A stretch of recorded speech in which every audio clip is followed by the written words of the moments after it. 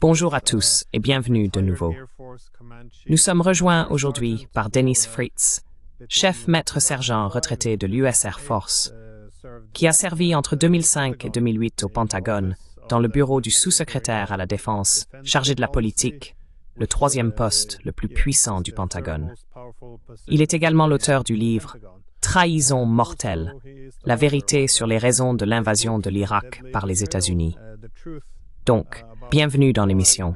C'est un plaisir de vous revoir.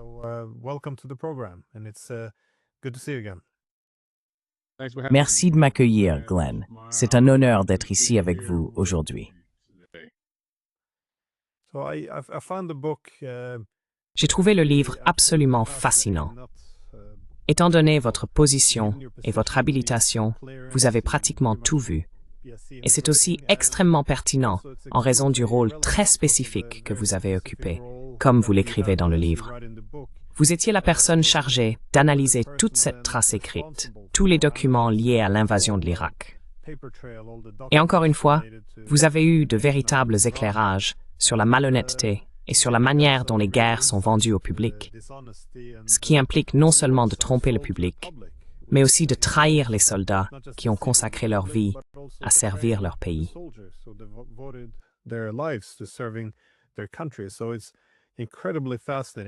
C'est vraiment fascinant. Je ne saurais trop recommander ce livre. Ce qui est également fascinant, c'est que vous établissez un lien entre cette époque et les guerres actuelles.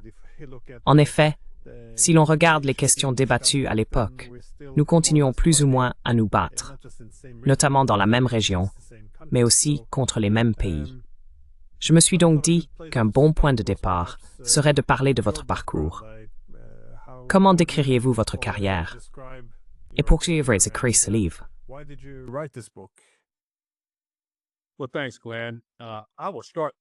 Eh bien, merci, Glenn. Je commencerai en disant que j'ai eu une carrière de sous-officier assez inhabituelle.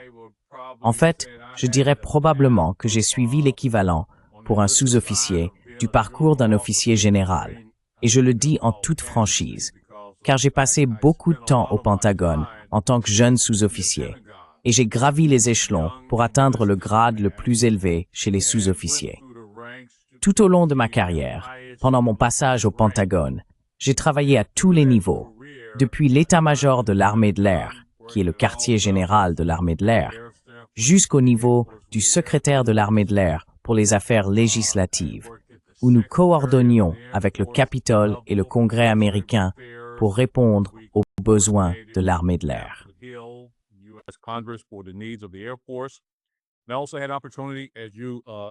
J'ai également eu l'opportunité, comme vous l'avez mentionné dans ma courte biographie, de travailler au sein du bureau du sous-secrétaire à la Défense chargé de la politique, qui était à l'époque le troisième poste le plus élevé dans la hiérarchie civile du Pentagone.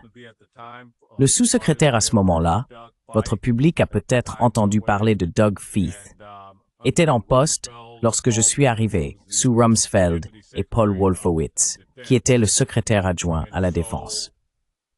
Ainsi, durant cette période, au cours de mes 10 dernières années, j'ai eu l'honneur d'être conseiller auprès d'officiers généraux, et les 5 ou 6 dernières années, c'était au niveau des 4 étoiles.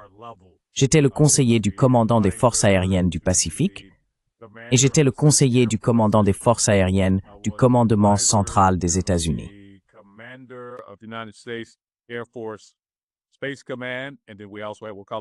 Le Space Command. Puis, nous avions également ce que nous appellerons un commandement conjoint du Space Command, qui incluait tous les services américains. J'avais aussi une fonction supplémentaire en tant que conseiller du commandant du NORAD. J'ai donc eu un parcours de sous-officier quelque peu inhabituel, ce qui m'a permis de mieux comprendre le fonctionnement de la politique étrangère et de notre gouvernement. Ce qui m'a poussé à écrire le livre, c'est que, comme tous les citoyens des États-Unis et probablement du monde entier, après le 11 septembre, nous avons été alarmés. C'était la première fois que notre pays était frappé aussi durement par une force étrangère. Vous savez, la première fois c'était Pearl Harbor, pas Hawaï, mais véritablement le continent américain.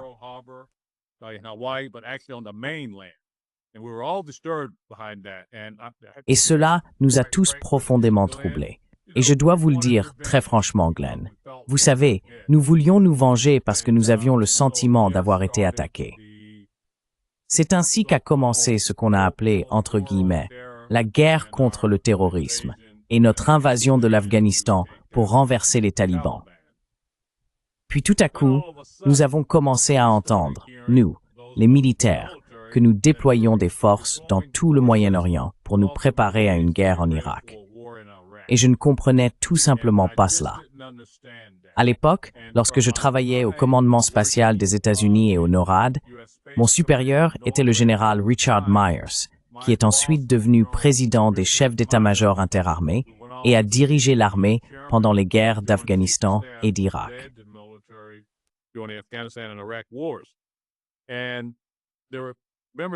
Et il y avait des membres de mon équipe, lorsque j'ai quitté le Space Command, qui voulaient aller au Pentagone. Ils pensaient que ce serait un moment fort de leur carrière. J'avais donc plusieurs personnes dans mon équipe, ainsi que des officiers avec qui j'avais travaillé les années précédentes. Je les appelais et je leur demandais où sont ces renseignements sur l'Irak possédant des armes de destruction massive. Parce que de jeunes hommes et femmes venaient me voir en disant « Chef !» C'était mon titre à l'époque, abréviation de Command Chief Master, et ils m'appelaient « Chef ». Pourquoi allons-nous faire la guerre en Irak? Certains membres de leur famille se posaient la même question.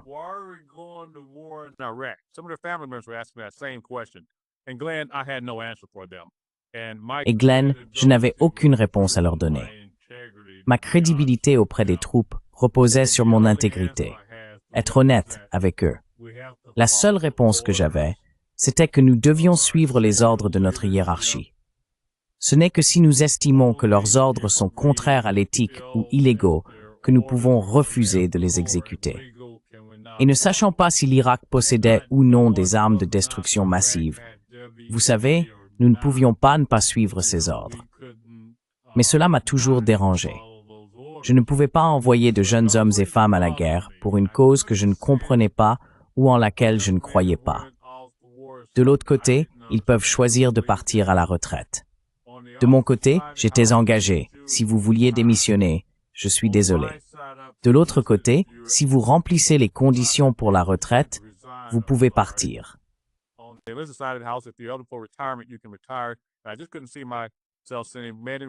Je ne pouvais tout simplement pas m'imaginer envoyer des hommes et des femmes à la guerre pour quelque chose que je ne comprenais pas, en quoi je ne croyais pas. Donc, après ma retraite, d'une manière ou d'une autre, j'ai été rappelé au Pentagone. Et j'ai appelé ça une intervention divine. Quand j'ai été rappelé au Pentagone, je suis devenu membre d'une équipe chargée d'examiner tous les documents de pré-planification de la guerre pour l'Afghanistan et, dans mon domaine d'intérêt particulier, l'Irak. Comment en est-on arrivé là? Officiellement, c'était parce qu'en raison de la controverse historique autour de la guerre en Irak, il fallait déclassifier autant de documents que possible. Et ça a vraiment attiré mon attention. J'allais avoir l'occasion de voir, tiens, sommes-nous vraiment partis en guerre à cause des armes de destruction massive? C'est pour ça que j'appelle ça une intervention divine.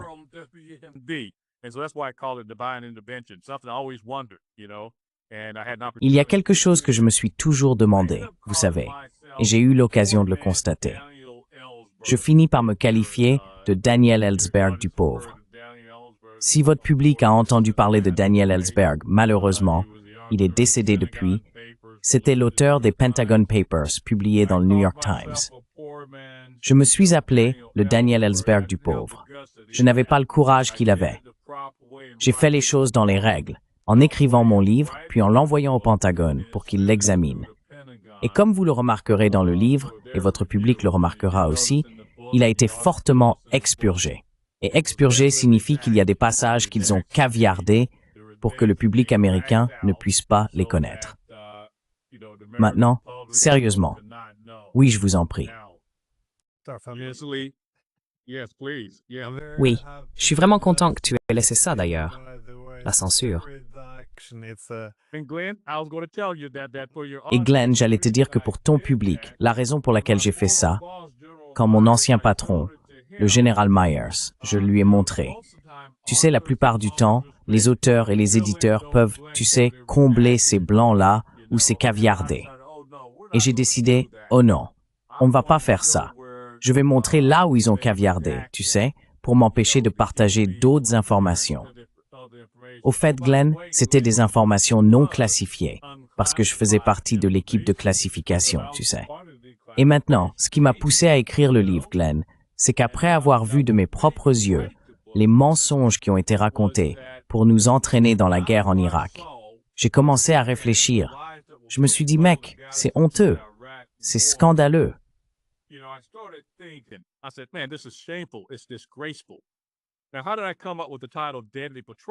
Alors, comment ai-je trouvé le titre « Trahison mortelle » ? Eh bien, de temps en temps au Pentagone, tous les blessés de guerre qui étaient stationnés à Walter Reed venaient pour se rétablir. Walter Reed était à l'époque le principal centre médical de Washington, D.C., où les blessés de guerre revenaient d'Afghanistan et d'Irak. Après avoir quitté le Pentagone pour la deuxième fois, j'ai mis au défi mon ancien patron, le général Myers, ainsi qu'un autre supérieur, en disant que nous devions prendre soin de nos soldats blessés à leur retour, après les avoir envoyés à la guerre. Et après avoir vu le traitement réservé à nos blessés de guerre, qui a été révélé dans un article du Washington Post en 2007, le traitement de nos blessés de guerre, Glenn, était terrible. Ils étaient maltraités.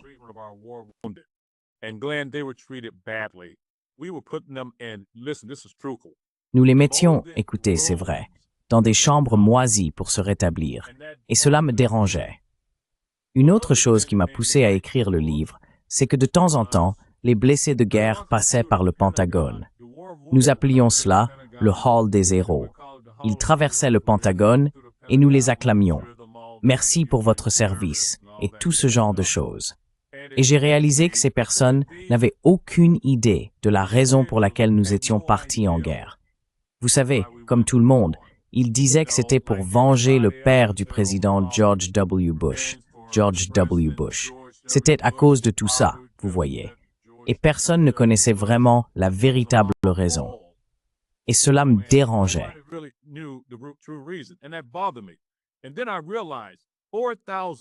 Et puis j'ai réalisé que 4500 de nos militaires américains, hommes et femmes, étaient morts dans cette guerre fondée sur un mensonge. J'ai poussé la réflexion plus loin. J'ai compris le nombre d'Irakiens que nous avions tués, l'infrastructure que nous avions détruite. Tout cela reposait sur un mensonge. Et je me suis dit qu'il fallait que j'écrive ce livre. Voilà, j'étais dans une pièce pleine d'histoires. Et nous, à l'époque, pour être honnête avec toi, Glenn, nous nous concentrions sur l'armée. J'en faisais partie. Et nous, les militaires, n'avions aucune idée de la raison pour laquelle nous étions partis en guerre. Pour les 4500 qui sont morts, et pour leurs familles, j'ai pensé qu'il était juste de leur expliquer pourquoi ils étaient morts. 4500. Une trahison mortelle envers les hommes et femmes de nos forces armées américaines.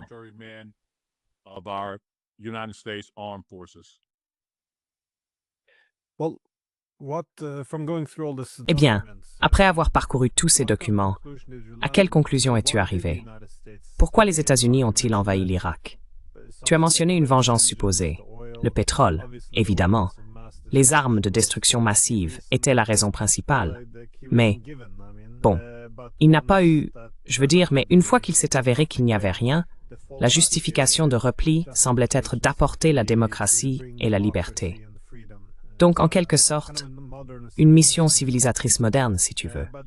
Mais, quand tu examines les notes, je suppose que tu tombes sur deux choses. D'une part, quelle est la motivation derrière tout ça? Mais aussi, comment la vendre? Parce que la raison réelle et la façon dont tu la présentes au public sont très différentes.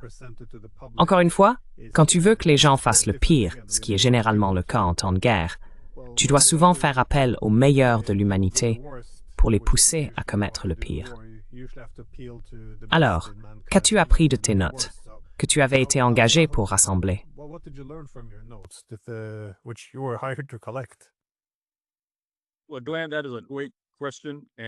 Eh bien, Glenn, c'est une excellente question. Et cela rejoint aussi ce que vous avez mentionné dans l'introduction. à savoir comment cela se rattache à ce qui se passe aujourd'hui au Moyen-Orient. Vous savez, à ma grande surprise et déception, cette guerre n'a jamais eu pour but la défense des États-Unis. Il n'a jamais été question que Saddam possède des armes de destruction massive. Cela n'a servi que de prétexte ou de justification. Et je peux vous dire que de nombreuses personnes dans le milieu du renseignement disaient à l'administration Bush qu'il n'y avait pas d'ADM. En fait, s'ils en avaient, nous n'avions aucune idée d'où elles se trouvaient, et nous ne savions même pas s'ils en possédaient ou non.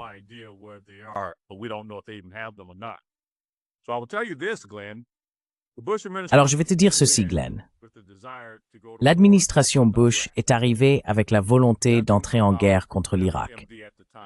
Il ne s'agissait pas du tout des armes de destruction massive à l'époque.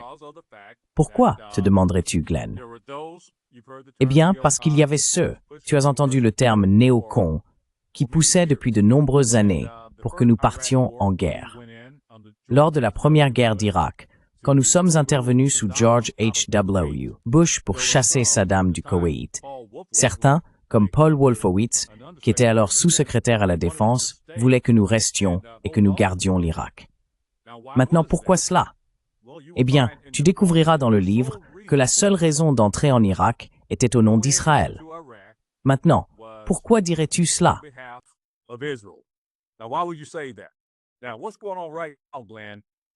Alors que se passe-t-il en ce moment, Glenn?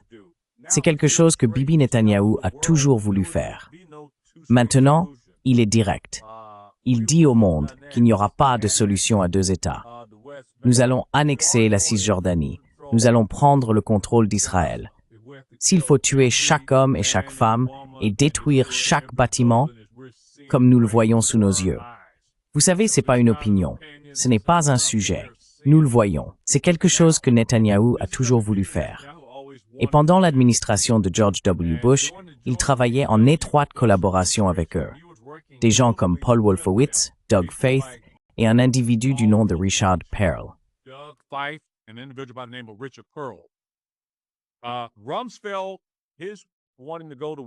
Rumsfeld, son désir de faire la guerre relevait de l'impérialisme américain, de l'exceptionnalisme des États-Unis.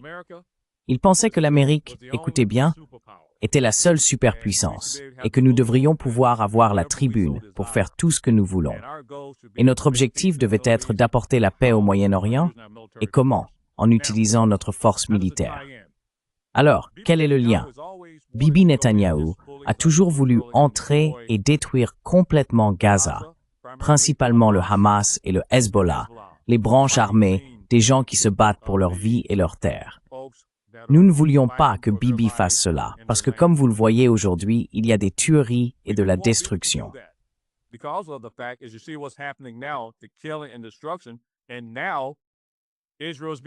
Et maintenant, Israël se retrouve isolé par le reste du monde.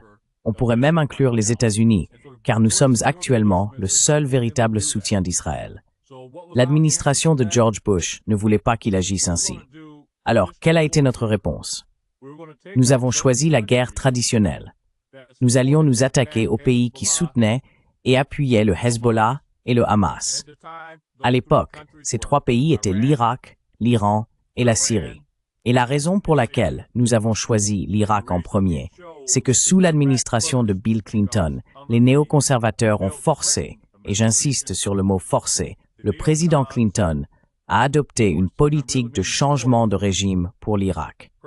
Mais qu'est-ce qui nous donne le droit d'intervenir et de changer le régime d'un autre pays?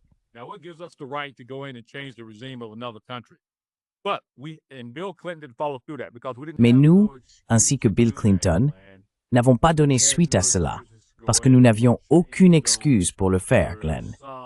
Nous n'avions aucune raison d'intervenir et de changer les choses, même s'il y en a qui pensent que nous pouvons le faire, comme les Rumsfeld de ce monde. Mais nous ne pouvions pas le faire. Puis l'administration Bush est arrivée avec cette brillante idée. D'accord, nous allons éliminer ces pays, mais comment s'y prendre? Malheureusement, Glenn, tu sais, il y a des théoriciens du complot. Et ils ont essayé de me faire dire cela. Je sais pas. Je ne peux te donner que des faits, ce que je sais, et des suppositions et des opinions.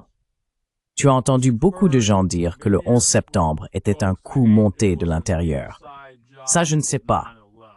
Mais il y a des personnes qui peuvent vraiment te convaincre quand tu regardes la façon dont ces bâtiments se sont effondrés.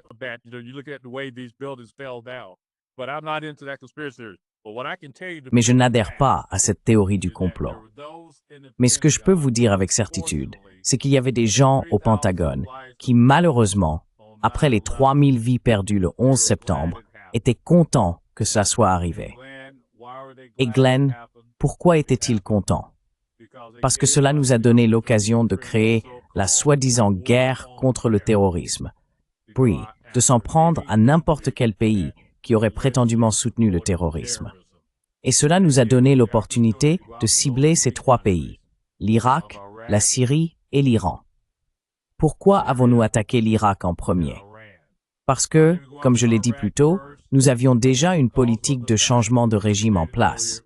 Nous allions d'abord nous attaquer à l'Irak, puis à la Syrie, et enfin garder l'Iran pour la fin, parce que nous savions que ce serait une bataille plus difficile.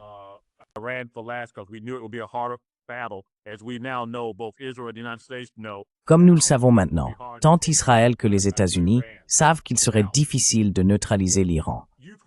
Vous avez entendu dans la presse, ces 6 ou 7 derniers mois, parler du général Wesley Clark, l'un des généraux retraités de l'armée américaine, qui a mentionné que 7 pays allaient être ciblés. C'était décevant. Wesley Clark le sait parce qu'il l'a vu.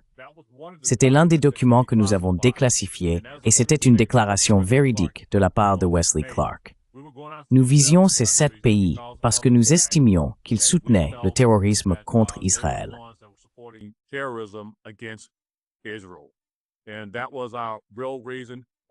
Et c'était notre véritable raison. Le pétrole était secondaire. C'est l'une des choses qui ont été censurées dans mon livre. Il y avait quelques manias du pétrole, quelques personnes du secteur pétrolier qui voulaient intervenir. Vous savez, je dis aux gens que le président Donald Trump dit tout haut ce que d'autres pensent tout bas quand il disait « Eh, on aurait dû garder le pétrole en Irak ». Et certains auraient aimé que nous le fassions. Mais l'objectif principal était d'intervenir et d'éliminer ces pays. Maintenant, laissez-moi vous dire quelque chose. Le 11 septembre a été notre excuse pour pouvoir le faire. Car avant cela, nous cherchions toutes sortes de prétextes. Après la première guerre d'Irak avec Saddam, quand nous les avons chassés du Koweït, j'ai dit qu'il y en avait qui voulaient que nous restions là-bas. Et nous ne l'avons pas fait. Vous savez, il y avait des gens qui étaient vraiment déçus à ce sujet. Et alors, quel est le lien aujourd'hui? Le 11 septembre nous a donné une excuse pour le faire. 9/11 gave us an excuse to do that. It failed because of the Iraqi insurgents. Cela a échoué à cause des insurgés irakiens. Nous nous sommes embourbés en Irak. Nous n'avons pas pu neutraliser la Syrie, même si nous avons fini par le faire. Vous savez, c'est un plan à long terme, mais nous n'avons pas pu le réaliser à l'époque. Bibi était contrarié à ce sujet. Mais devinez quoi? Le 7 octobre arrive. Cela lui a donné l'excuse pour faire ce qu'il voulait faire depuis le début. Et comment relier tout cela? Comme je le dis aux gens, je peux vous donner des faits. Vous pouvez vérifier. Vous avez entendu Bibi dire lui-même, le 7 octobre est notre 11 septembre. Et cela lui a donné l'excuse pour agir ainsi. Mais avant cela, au nom d'Israël et de Bibi Netanyahou, qui à l'époque n'était pas le premier ministre travaillant avec l'administration Bush, il était alors ministre des Finances, mais il avait beaucoup de pouvoir en Israël. Vous savez, c'est le premier ministre le plus longtemps en fonction de l'histoire d'Israël, avec 4 mandats, et il détient beaucoup de pouvoir.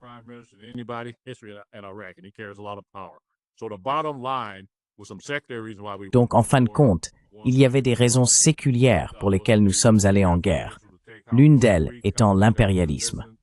Mais c'était au nom d'Israël, pour éliminer ces 3 pays qui résistaient à la puissance américaine et soutenaient le Hamas et le Hezbollah. Permettez-moi de mentionner une autre chose que vous avez dite plus tôt à propos de la démocratie. Je peux vous dire ceci, et c'est dans le livre George W.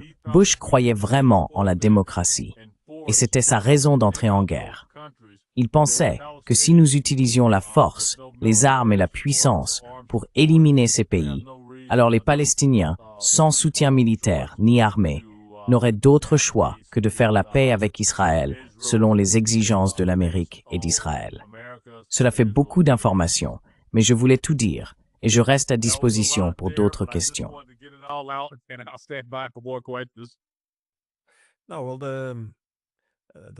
Non, eh bien, les dirigeants politiques voyaient effectivement dans le 11 septembre une opportunité, et la façon dont cela est lié aux guerres autour d'Israël est assez fascinante. Et comme vous l'avez mentionné, le général Wesley Clark, ancien commandant suprême des forces alliées de l'OTAN, le fait qu'il ait parlé très ouvertement de cette note confidentielle est également intéressant, parce que ces 7 pays étaient l'Irak, la Syrie, le Liban, la Libye, la Somalie, le Soudan, et il a précisé, nous terminerons avec l'Iran. C'est très exact. Eh bien, tous ces pays ont été attaqués, directement ou indirectement, depuis lors.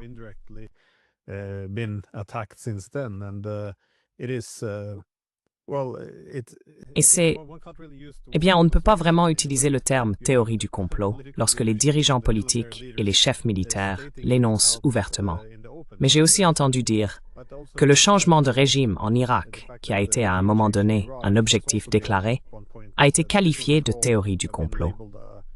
Mais comme vous l'avez mentionné, en octobre 1988, le Congrès a adopté et le président Bill Clinton a promulgué l'Iraq Liberation Act, qui est une loi américaine visant à remplacer le gouvernement irakien. Je veux dire comment.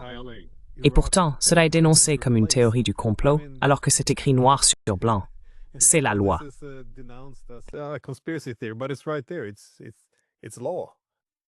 Glenn, je vais juste dire ceci. Écoute ce que tu viens de dire. C'était une loi. C'était pas une politique. C'était une loi. Et c'est incroyable.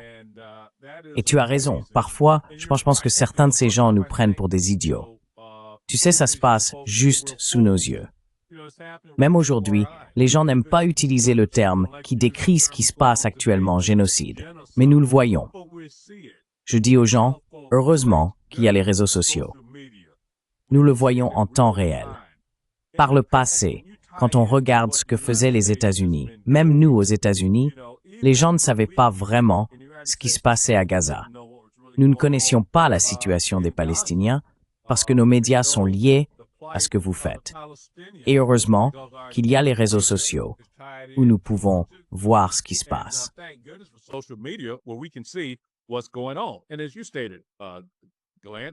Et comme tu l'as dit, Glenn, ce ne sont pas des théories du complot. On le voit, on le sait. Et d'ailleurs, ces pays du Sud, il n'en reste plus qu'un aujourd'hui, et c'est l'Iran. Nous les avons tous éliminés, de Kadhafi à Assad. Même si nous ne l'avons pas tué, nous le voulions. Mais il est maintenant en Russie. Nous avons éliminé Saddam, et tu sais, l'Iran tient toujours. Et si nous les avons gardés pour la fin, c'est parce que nous savions que ce serait une entreprise difficile. Maintenant, laisse-moi te dire autre chose aussi. Tu sais, quand nous sommes arrivés sous l'administration Obama avec le plan d'action global commun, mieux connu sous le nom d'accord nucléaire iranien, l'une des choses que les néoconservateurs et les va-t-en-guerre acharnés aux États-Unis voulaient, c'était que les Iraniens abandonnent leur programme de missiles balistiques.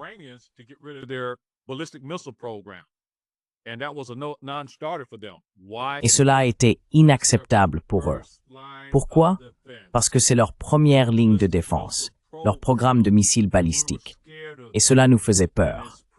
Et c'est la raison pour laquelle nous avons gardé l'Iran pour la fin lorsque nous avons attaqué les installations nucléaires iraniennes et ils ont riposté avec leurs missiles balistiques. Et laissez-moi vous dire une chose, Glenn. Ces missiles balistiques sont aussi très précis. Ils sont très précis. C'est donc l'une des raisons pour lesquelles nous voulions les garder pour la fin. L'autre raison que nous avons également vu se produire, vous savez, en Irak et en Syrie, ce sont des pays quelque peu brisés. Il faut ce genre de poigne, des dirigeants comme Assad.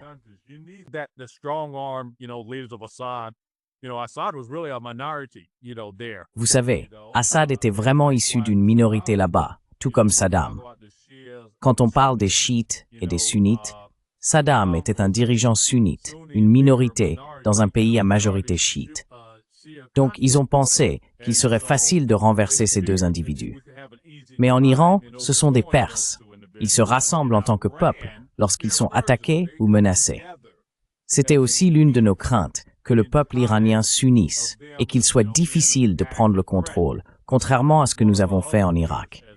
Nous pensions que ce serait une promenade de santé, que les Irakiens nous accueilleraient à bras ouverts. C'est donc aussi pour cette raison que nous avons gardé l'Iran pour la fin.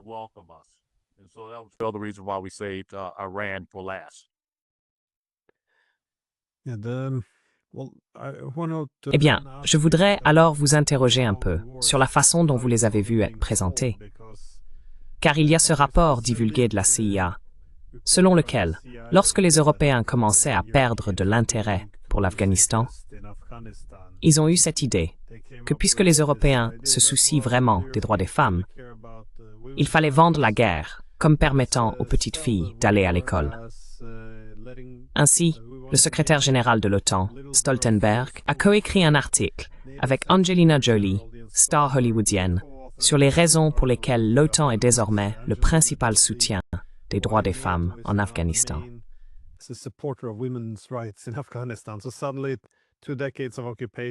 Alors soudainement, 2 décennies d'occupation sont devenues une question de droits des femmes. Mais en Irak, c'était la démocratie.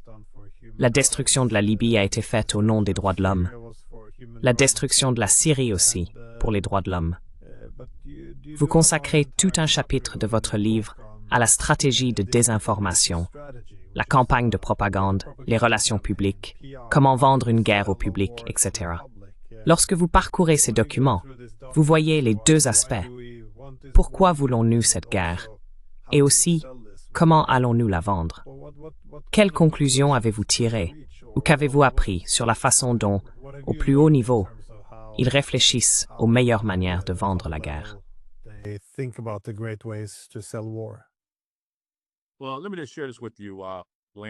Eh bien, laissez-moi vous dire ceci, Glenn. Aucune de nos guerres, du point de vue des États-Unis, n'a jamais été motivée par l'humanité. Il n'a jamais été question des droits des femmes. Cela a toujours été une question de pouvoir, d'impérialisme, et pour être tout à fait franc avec vous, de contrôle du monde. Maintenant, comment vendent-ils la guerre, et en particulier, ce sur quoi je vais me concentrer, au peuple américain? Vous vous souvenez quand j'ai dit qu'il y avait des gens au Pentagone qui étaient contents que le 11 septembre soit arrivé, et je le pense vraiment. Pourquoi? Parce que cela nous a donné la raison et la justification d'entrer en guerre sous le prétexte de la guerre contre le terrorisme, parce que nous ne pouvions tout simplement pas laisser cela se reproduire.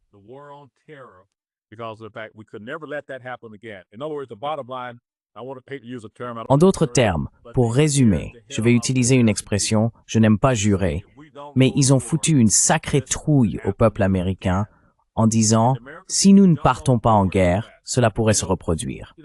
Et le peuple américain a adhéré à cela. Tu sais, Glenn, aux États-Unis, je suis tellement déçu parce que le Parti républicain ici, l'un de nos principaux partis, a toujours été axé sur l'armée, sur la guerre. Et les démocrates étaient plutôt connus comme le parti de la paix, si tu veux. Mais cela a changé lors de la deuxième guerre d'Irak, qui a finalement renversé Saddam. Tu sais, il y a eu une élection présidentielle. Une autre façon dont ils ont déclenché cette guerre, avec le soutien de l'Amérique, c'est que les républicains ont attaqué le Parti démocrate en disant qu'ils étaient faibles en matière de défense, si tu veux.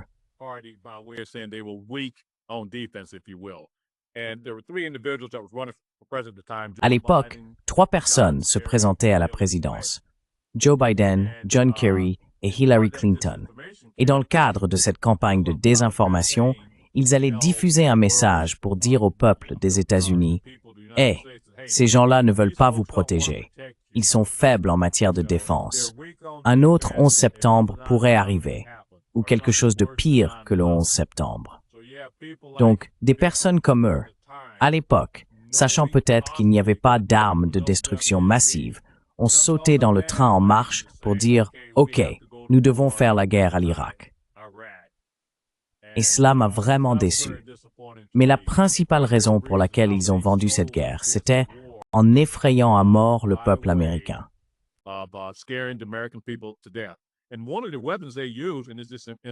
Et l'une des armes qu'ils ont utilisées dans cette campagne d'information ici aux États-Unis était la perception que les officiers généraux ont beaucoup de crédibilité auprès du peuple américain. Il s'agissait d'une campagne visant, malheureusement, à utiliser des officiers généraux pour aller sur Fox News et CNN et parler du fait que Saddam représentait une menace pour nous. Malheureusement, ils ont également utilisé des officiers généraux à la retraite pour vendre cette guerre, car les Américains estiment que les officiers généraux sont crédibles. Maintenant, en ce qui concerne le monde, l'administration Bush, l'administration de George W. Bush, différente de celle de George H.W. Bush, qui avait constitué à l'époque une coalition de volontaires, l'administration de George W. Bush ne s'en souciait pas.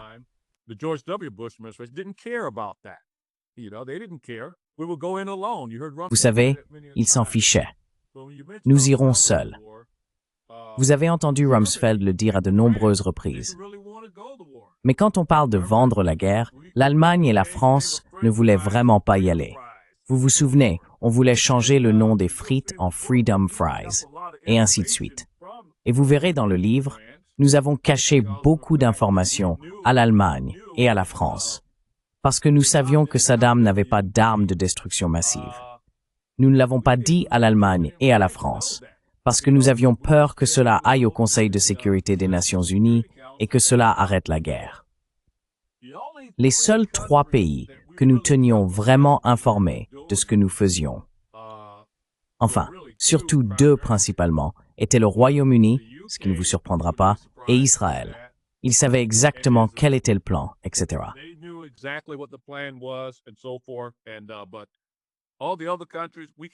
Mais tous les autres pays, nous les avons tenus à l'écart, parce que nous avions vraiment peur, en particulier de l'Allemagne et de la France.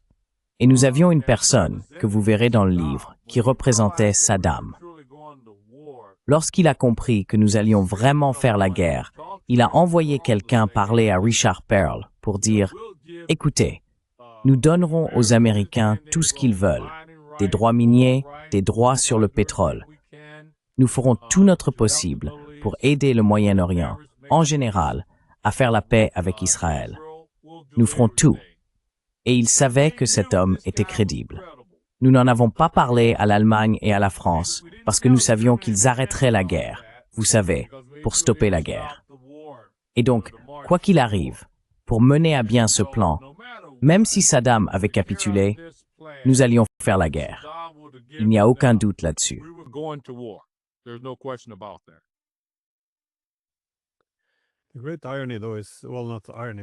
Une grande ironie, cependant, enfin, ce n'est pas vraiment de l'ironie, mais l'enthousiasme que vous décrivez à propos des attentats du 11 septembre, le fait que cela puisse être utilisé, bien sûr, oui.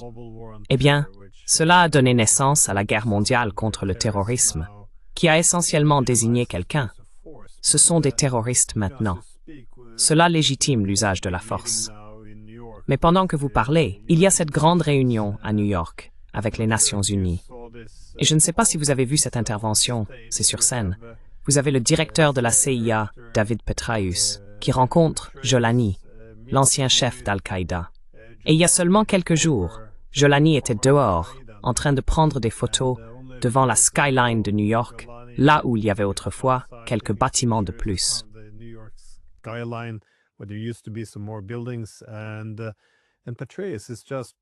Et Petraeus ne fait que le flatter, disant « Oh, nous étions autrefois dans des camps opposés. Nous nous battions l'un contre l'autre en Irak, et maintenant nous sommes ici, du même côté. » Je ne suis pas sûr de ce qu'il était censé communiquer, parce que jusqu'à récemment, les États-Unis avaient mis sa tête à prix en tant que terroriste. Et maintenant, nous sommes amis. Toujours un terroriste, mais maintenant nous sommes du même côté. Je veux dire comment cela est-il perçu dans l'armée américaine et parmi tous ceux qui ont perdu leurs camarades soldats, leurs proches. Et maintenant, voilà où nous en sommes. C'est à peine croyable.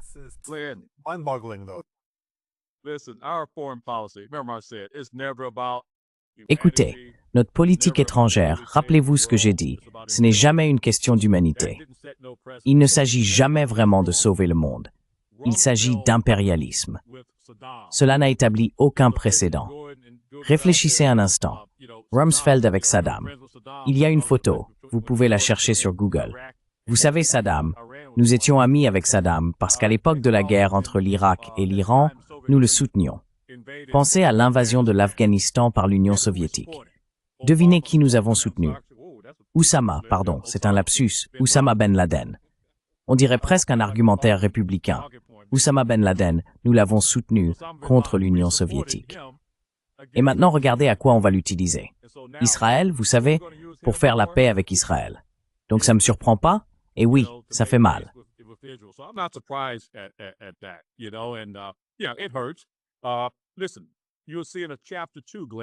Écoutez, vous verrez dans le chapitre 2, Glenn, dans le livre pour votre public, que les forces armées des États-Unis sont utilisées comme des pions dans la politique étrangère.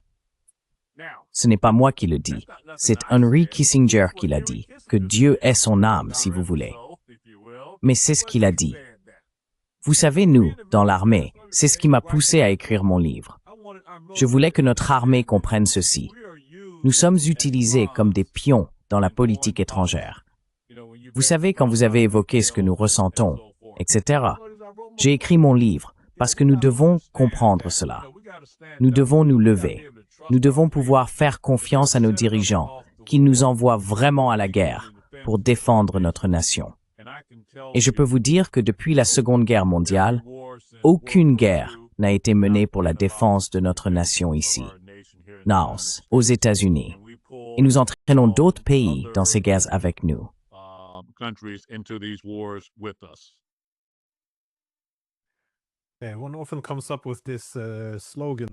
On invente souvent ce genre de slogan pour promouvoir une guerre. Par exemple, en Irak, l'un des plus courants était « Soutenez les troupes », ce qui servait à maintenir la guerre. Et vous savez, c'est un sentiment ou un concept auquel tout le monde peut adhérer. Je veux dire, ce sont de jeunes hommes prêts à donner leur vie pour leur pays. Qui ne voudrait pas les soutenir? Mais on peut remplir ce concept avec n'importe quel contenu. Je veux dire, si vous soutenez les troupes, vous pourriez suggérer qu'il ne faut les mettre en danger que lorsque c'est nécessaire. Et vous savez, si vous les soutenez, c'est la seule raison de les exposer au danger.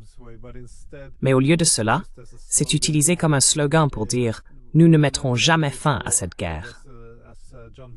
Comme l'a dit John McCain, vous savez, parler à nos gars et dire « Donnez-nous juste, on peut rester là pendant 100 ans ». C'est une façon très manipulatrice d'utiliser le langage. Je ne voulais pas poser la question.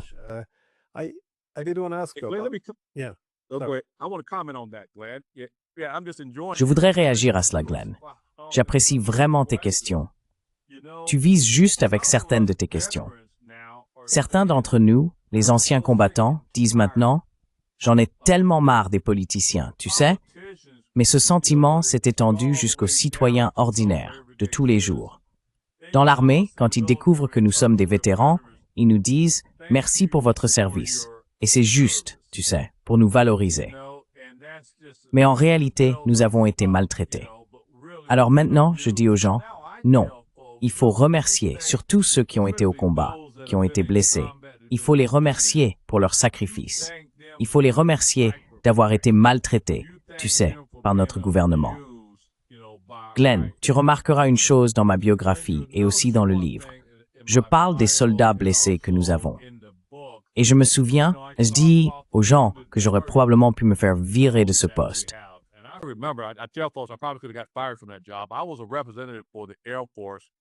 J'étais représentant de l'armée de l'air au grand centre médical. J'ai mentionné l'ancien Walter Reed, et nous avions l'habitude de voir des membres du Congrès venir remercier nos blessés pour leur service. Il y avait des personnes amputées, des doubles amputés, des triples amputés, des gens qui avaient perdu à la fois les bras et les jambes. Et ils disaient « Oh, merci pour votre service ». Cela me dérangeait. Je me souviens avoir dit à un député en particulier « Monsieur le député, je ne suis pas blessé. Vous pouvez me remercier pour mon service si vous le souhaitez. Mais c'est à eux qu'il faut dire merci pour leur sacrifice, à eux et à leurs familles pour le sacrifice qu'ils ont consenti. Et malheureusement, c'est un sacrifice fondé sur un mensonge. Fondé sur un mensonge. Et je dois te dire, Glenn, sachant cela, honte à moi si je n'avais pas écrit mon livre, sachant ce que je sais. Honte à moi si je n'avais pas informé le public que notre armée est utilisée et maltraitée par notre politique étrangère.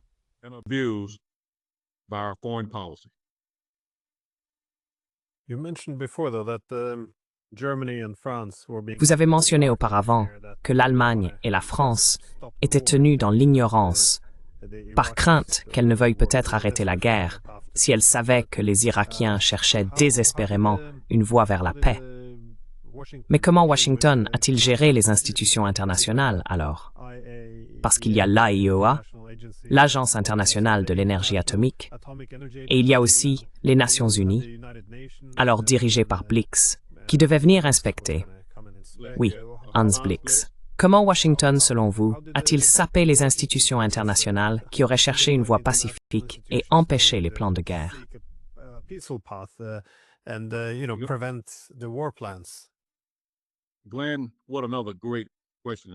Glenn, encore une excellente question et observation.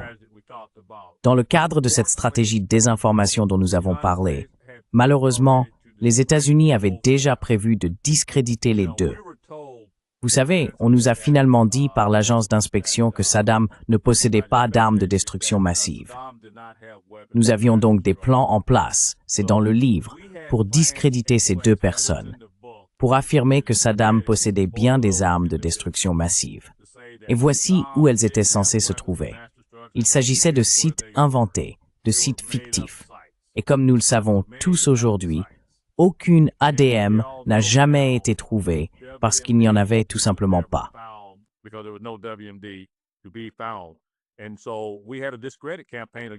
Nous avons donc mené une campagne de discrédit contre ces deux personnes et contre les Nations unies. Et au final, je te le répète, Glenn, quoi qu'il arrive, tu as entendu les responsables de l'administration précédente à l'époque, Rumsfeld, Cheney. Si nous devons y aller seuls, nous le ferons. Et c'est ce qu'ils ont fait. Et encore une fois, comme tu l'as dit plus tôt, théorie du complot. Ce ne sont pas des théories du complot. Ils l'ont fait. Et maintenant, comme on peut le voir, Bibi Netanyahou, il s'en fiche désormais. Il nous dit ce qu'il va faire. Et c'était son plan depuis le début.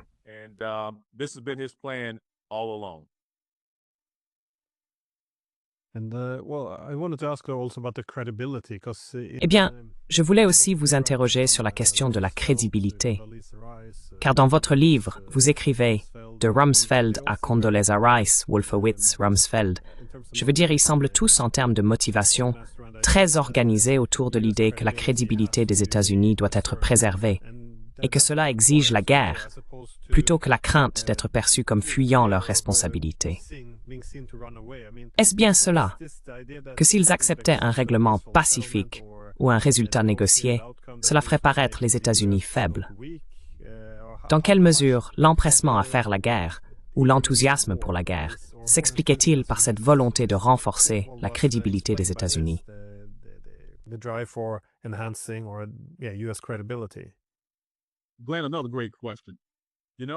Glenn, encore une excellente question. Vous savez, lorsque j'ai réfléchi au titre de mon livre, l'une des premières idées qui m'est venue à l'esprit était la crédibilité, la vérité. Pourquoi nous sommes partis en guerre? Parce qu'en fait, et c'est particulièrement vrai pour Rumsfeld, il pensait que la crédibilité de l'Amérique était en jeu. Comment cela a-t-il commencé? Eh bien, comme je l'ai mentionné plus tôt, sous l'administration de Bill Clinton, nous avions une politique de changement de régime pour l'Irak, et Bill Clinton n'a rien fait à ce sujet. Et donc Rumsfeld estimait que cela allait à l'encontre de notre crédibilité. Nous n'avions aucune crédibilité à avoir une politique de changement de régime en Irak si nous n'avions rien fait à ce sujet. Et donc c'était un des aspects.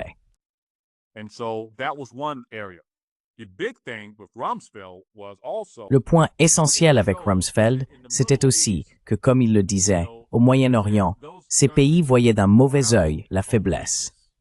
Il disait que le fait d'avoir une politique de changement de régime sans avoir éliminé Saddam nous faisait paraître faibles. Il affirmait également que nous étions la seule superpuissance, mais que nous montrions de la faiblesse en n'utilisant pas ce statut de superpuissance. Ce sont tous des faits que je vous rapporte. Ce sont des faits qu'il ressentait, que nous devions utiliser notre force pour maintenir notre crédibilité dans le monde en tant que seule superpuissance. Et nous pouvons en parler maintenant. C'est ainsi que cela se rattache à la guerre Russie-Ukraine et à la Chine, si vous voulez. Vous savez, il y a toujours quelqu'un que nous poursuivons.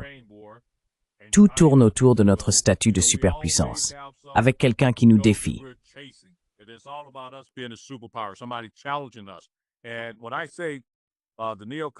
Et quand je parle des néoconservateurs et des va-t-en-guerre aux États-Unis, ce plan remonte jusqu'en 1990. Comme je l'ai dit, certains sont intervenus en Irak la première fois pour les chasser du Koweït. Et j'ai mentionné que Wolfowitz faisait partie de l'administration à l'époque, celle de George H.W. Bush, et qu'il était sous-secrétaire à la Défense, et voulait que nous restions là-bas. C'est un plan à long terme qui remonte aux années 1990. Il l'appelait la doctrine Wolfowitz, selon laquelle nous devrions simplement intervenir et écraser n'importe quel pays à notre guise. C'était aussi la mentalité de Rumsfeld. Donc vous voyez, tout cela concerne l'impérialisme et la puissance de l'Amérique, le fait d'être la seule superpuissance au monde et de dicter au monde comment il doit être.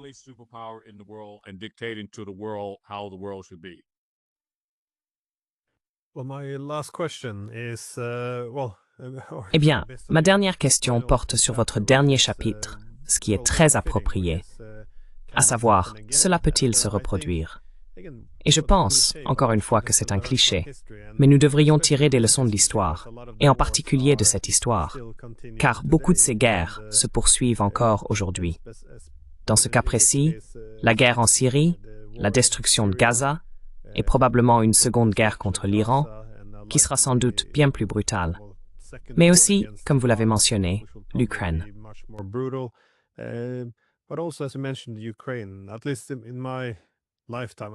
Du moins, de mon vivant, je n'ai jamais vu de mensonges et de propagande aussi flagrants, évidents et pourtant honteux, nulle part ailleurs. C'est vraiment accablant, surtout ici en Europe. Mais il y a aussi la diabolisation et la normalisation de l'idée d'une guerre contre la Chine. C'est vraiment une période dangereuse.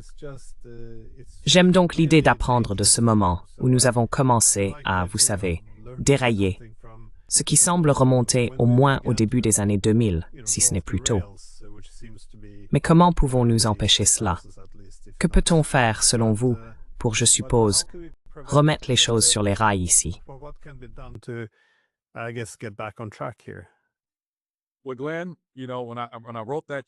Eh bien, Glenn, tu sais, quand j'ai écrit ce chapitre, cela peut-il se reproduire?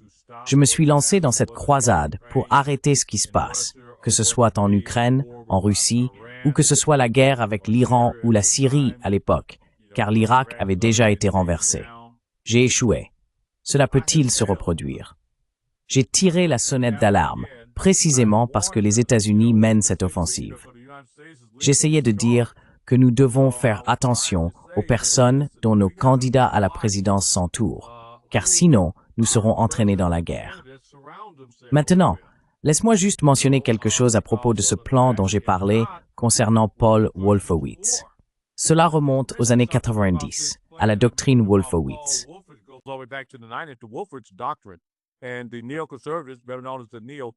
Et les néoconservateurs, mieux connus sous le nom de néocons, croient en l'exceptionnalisme américain et en notre contrôle du monde. Donc lorsque vous demandez comment empêcher cela de se produire, une partie de la stratégie à l'époque était de contrer l'extrémisme. Ensuite, lorsque la Russie est passée de l'Union soviétique à la Russie, l'objectif était aussi de contrer cela, pour s'assurer qu'elle ne devienne pas notre équivalent. Donc, comme vous l'avez dit, cela remonte à cette époque. Mon objectif est de faire savoir au peuple américain et au monde entier que notre but n'est pas de permettre à une autre superpuissance de tout dicter. Regardons cela un instant. Cela remonte jusqu'à la guerre en Ukraine.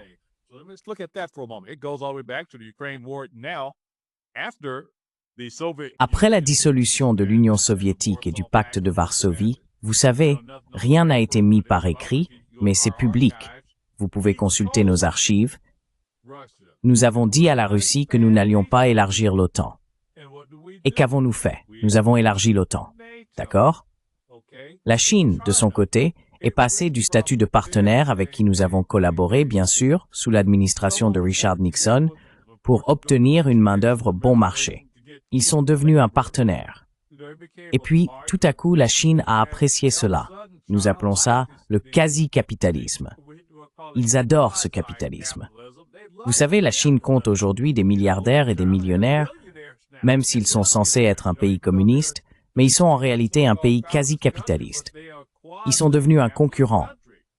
Nous, aux États-Unis, n'avons pas aimé cela. Donc tout à coup, la Chine est devenue un adversaire.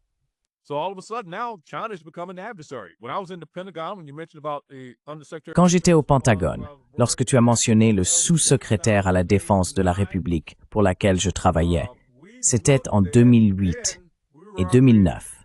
Nous essayions déjà d'observer la Chine, comment en faire un adversaire, parce qu'il devenait trop puissant, à la fois militairement et économiquement. La raison pour laquelle ils sont devenus une puissance militaire, c'est parce que nous représentions une menace pour eux. Tu sais, nous les menacions. Et c'est pareil avec la Russie. Tu sais, Poutine, tu as un homme qui est lui-même un nationaliste, qui dit « Hey, on va vous montrer que vous n'êtes pas la seule superpuissance. » Si tu te souviens, Glenn, et ton public aussi, après la fin de la guerre froide, nous, les États-Unis, étions tellement arrogants. Nous allions partout en disant « Nous avons gagné la guerre froide. Nous sommes la seule superpuissance au monde. » C'est pas une théorie du complot.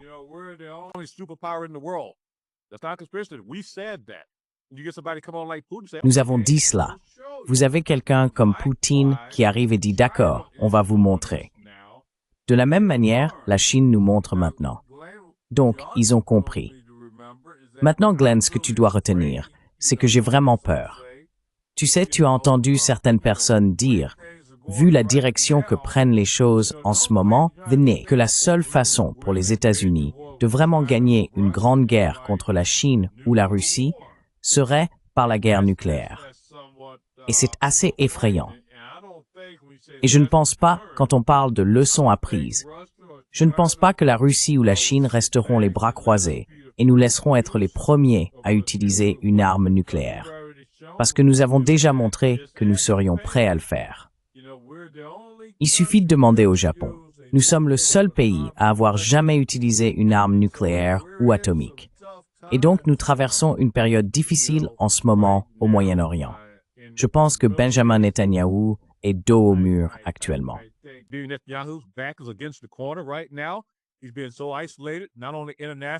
Il a été tellement isolé, non seulement sur le plan international, mais aussi au niveau national dans son propre pays.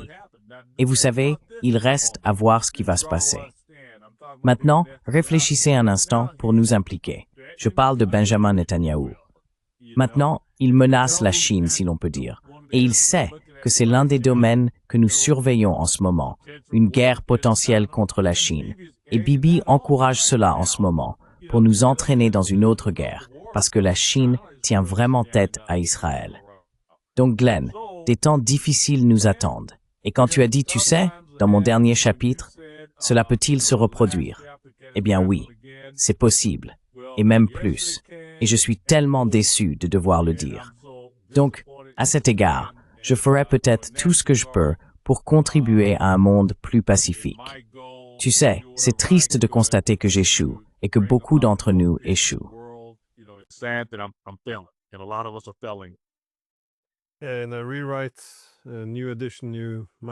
Dans une réécriture, une nouvelle édition, on pourrait changer le titre en « Oui, c'est reparti pour un tour ». Mais c'est triste de voir exactement la même pièce se rejouer encore et encore. Et c'est toujours la même chose. On voit l'Afghanistan et on se dit « Ah, finalement, c'était basé sur des allégations frauduleuses ». On voit la même chose avec l'Irak, la Libye, et puis la guerre du jour, par exemple, l'Ukraine. Cette fois c'est différent. Et quiconque critique cela, eh bien, il est accusé de soutenir l'ennemi. Et si on est vraiment patriote, on devrait applaudir cette guerre qui nous mènera tous au désastre. Mais là, je ne sais pas. L'époque actuelle semble tellement plus grave. Le génocide total diffusé à Gaza, la guerre contre la Russie, la plus grande puissance nucléaire, le bombardement de réacteurs nucléaires en Iran, et bien sûr, la guerre avec la Chine. C'est très différent des pays de taille moyenne ou petite que nous avons détruits tout au long des années 2000.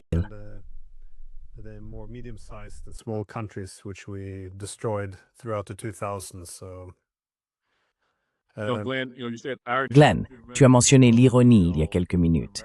L'Amérique a cette philosophie et ce thème, la paix par la force. Et en ce moment, cette soi-disant force provoque une catastrophe.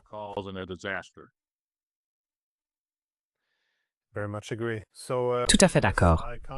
Donc, oui, je ne saurais trop recommander ce livre, Trahison mortelle.